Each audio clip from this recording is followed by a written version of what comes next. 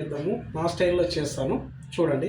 First మనము ముక్కలు మంచిగా నీట్గా కడుక్కుని దాని తర్వాత దీంట్లో ముక్కలకి మంచిగా కారము ఉప్పు వేసి కొంచెము అల్లం వెల్లుల్లి పేస్ట్ వేసి మంచిగా కలిపి పెట్టుకోవాలి. ఎందుకంటే మనం ఎందుకు కలిపి పెడతామంటే ముక్కలకి మంచిగా పట్టుకుంటాయి. దానికోసం మన టేస్ట్ మంచిగా వస్తుంది అనమాట. దీనికి కావాల్సిన పదార్థాలు మనము చింతపండుని కొంచెం తీసుకొని నానబెట్టుకోవాలి. తాలింపు కోసం మన ఉల్లిపాయ, పచ్చిమిర్చి, కరివేపాకు, ఈ పుదీనా, ఇవి మనం లాస్ట్ మనం మసాలా వేసుకోవడానికి గరం మసాలా, పుదీనా, ఈ మసాలాలు మేము ఇంట్లో ఓన్గా తయారు చేసినాయి. అవి నా ఓన్ రెసిపీ ఇవి. తర్వాత మనం పక్కన పెట్టుకొని ఆయిల్ పోసుకొని మనం కరిప్పుడు స్టార్ట్ చేసుకుందాం. ఓకేనా? ఆయిల్ కొంచెం వేడైన తర్వాత మనం ఫస్ట్ పచ్చిమిర్చి వేసుకోవాలి.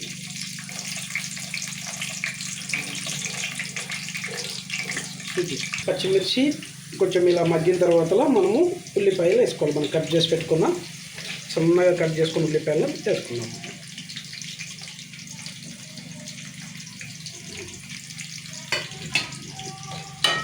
కొంచెం ఇలా లైట్గా మగ్గిన తర్వాత కరివేపాకు వేసుకున్నాము.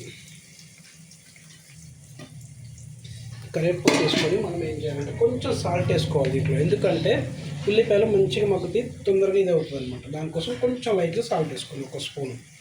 ఉల్లిపాయలు ఇలా మొత్తం ఇట్లా మగ్గిన తర్వాత మనము చిటికెడు పసుపు వేసుకోవాలి.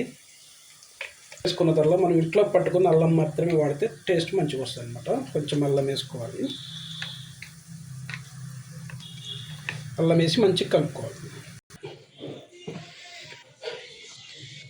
మనము ఇవన్నీ మంచిగా మగ్గిన తర్వాత ముందుగానే మనం ప్రిపేర్ చేసుకున్న టమాటాని మిక్సీ పట్టిన జ్యూస్ని దీంట్లో కలుపుకోవాలి. ఎందుకు ఇలా చేస్తున్నాం అంటే మిక్సీ పట్టారంటే గ్రేవీ మంచిగా వస్తుంది కాబట్టి మనకి. మనము టమాటా కలిపాం కదా, ఇలా మంచిగా మగ్గిన తర్వాత టమాటా ఇప్పుడు మనం కారం వేసుకోవాలి. సరిపోతుంది. మనం ముక్కల్లో కొంచెం కలిపి పెట్టుకున్నాం కాబట్టి మనం ఇప్పుడు కొంచెం చూసుకొని వేసుకోవాలి. మీరు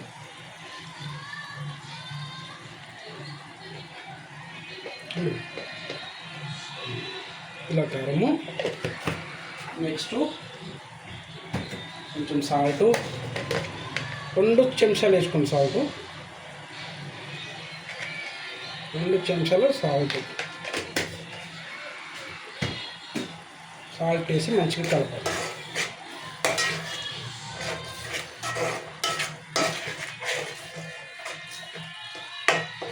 ఇలా కలుపుకున్న తర్వాత మనం వెంటనే ముందే రెడీ చేసి పెట్టుకున్న మన చింతపండు రసం ఉంది కదా, దాన్ని తీసుకు దాన్ని పోయాలి.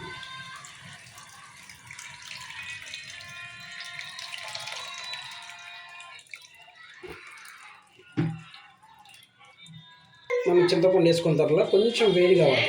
వేడి అయిన తర్వాత మనం చింతపండు చేసుకున్నాం, ముక్కలు కలిపి పెట్టుకున్న ముక్కలని మనం దీంట్లో వేసుకున్నాం. మంచిగా ఇట్లా పెట్టేసుకొని మంచిగా వేసేసుకొని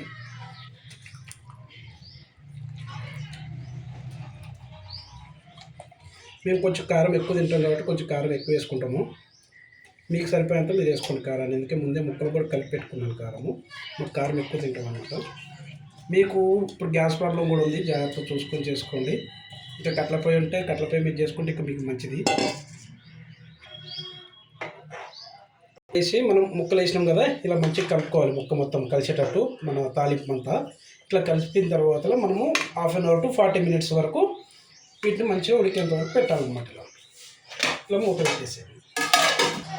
ఇప్పుడు ఇలా కొంచెం ముక్క ఉడికిన తర్వాత మనము లో ఫ్లేమ్లో ఉడకబెట్టుకున్నాం కదా, ఇలా ముక్క కొంచెం ఉడికిన తర్వాత నెక్స్ట్ మనం ఏం చేయాలంటే మనం ముందే రెడీ చేసి పెట్టుకున్న మసాలా, నా ఓన్ ఫ్లేవర్ అని చెప్పే కదా, ఇవి వేసుకోవాలి. వేసి కలిపి మంచిగా కలిపేసుకొని కలపంటే మొత్తం ఇలా ఎక్కువ కలపొద్దు, ముక్కలు మొత్తం చిదిరైతే జస్ట్ ఇలా అనాలి. కొంచెం ఇలా ఉంది, మొత్తం కలిసిపోతాయి. ఓకేనా? అలా లో ఫ్లేమ్లో ఇంకొక 15 minutes పెట్టండి. ఇలా మొత్తం మంచిగా ఉడికిన తర్వాత గ్రేవీ ఇట్లా వచ్చిన తర్వాత మనం లాస్ట్లోని కొత్తిమీర, కట్ చేసి పెట్టుకున్న కొత్తిమీర, పుదీనా, ఇవి పుదీనా కొత్తిమీర ఎందుకు వేసుకోవాలంటే మనకి టేస్ట్ చాలా బాగా వస్తుంది అన్నమాట. మెయిన్ ఫిష్ కర్రీలో మాత్రం కంపల్సరీగా వేసుకోవాలి.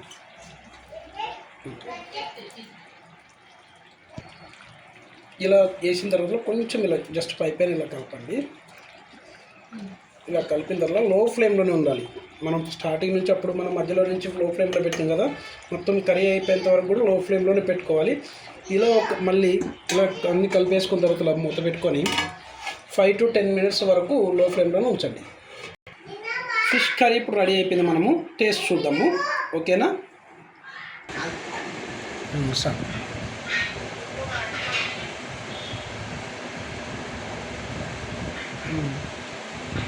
Super super